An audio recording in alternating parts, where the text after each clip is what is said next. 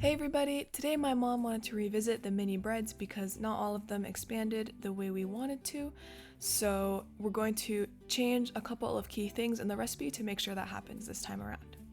So the first major change is going to be preparing the yeast mixture before adding it to the rest of the dry and wet ingredients. So you're going to start off with half a cup of water, you're going to add a tablespoon of healthy sugar, so monk fruit or erythritol, and then add your 2 tablespoons of yeast. And so onto the dry ingredients: flour, baking powder, salt. And then mix that around. Don't forget 1.5 cups of yogurt.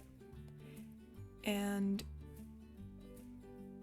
also, I guess that's it. So then you're going to throw that into the mixer. Let that all combine.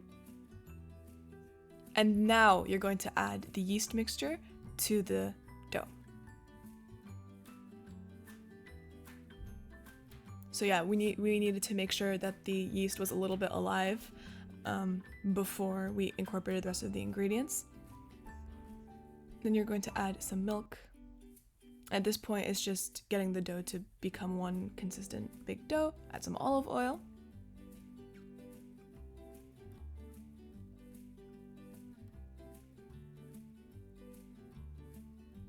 And it should start becoming a very nice dough all together.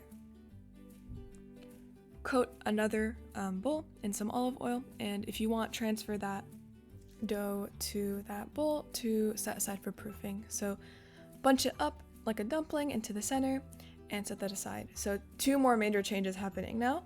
My mom decided to use a towel cloth so that, it's better for the environment. That's number 1. We were wasting a lot of plastic, to be honest. And number 2, we didn't put it in the oven to proof. We just let it stay outside because it's getting pretty warm where we're at, so there's no need for that step. And honestly, that's just more cost effective and better for the environment. So obviously it's up to the circumstances in your house, but I think this worked better for us, both consciously and for the resulting bread. So once that's done proofing for about 30 to 45 minutes, it should double in size, and then you're just going to start cutting up, like you see in these past couple of clips, cutting up the pieces to divide into separate balls that we're going to flatten and cook in our pan. So make them roughly the same size if you can, and obviously make them bigger or smaller to your liking. We like them a little bit bigger. Well, they're not huge, but we like them, enough so that we can make sandwiches with them. We love making falafel sandwiches with them, and we love making labneh sandwiches and hummus. So you could do so much with these, and I like how they're small, so it's not like a really big portion. It's great for on the go. And my dad was making fun of my mom for using the super small rollers, so she got an extra large one this time.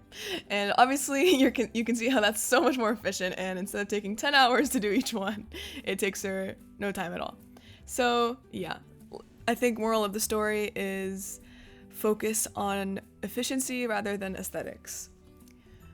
I mean, yes, that should be the way it is. So then you're going to start your cooking, and you can see how all of them are going to start expanding this time around. I think the biggest thing was preparing the yeast beforehand, so really make sure to do that and make sure it starts to grow and is alive a little bit.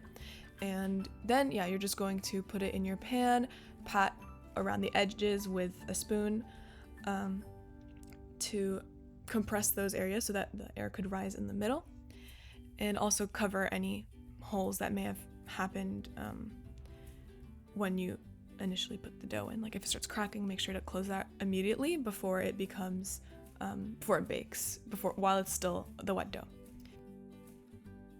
And that's about it. When your bread is ready to go, just serve it with breakfast, and happy breading. Bye bye. We love you guys.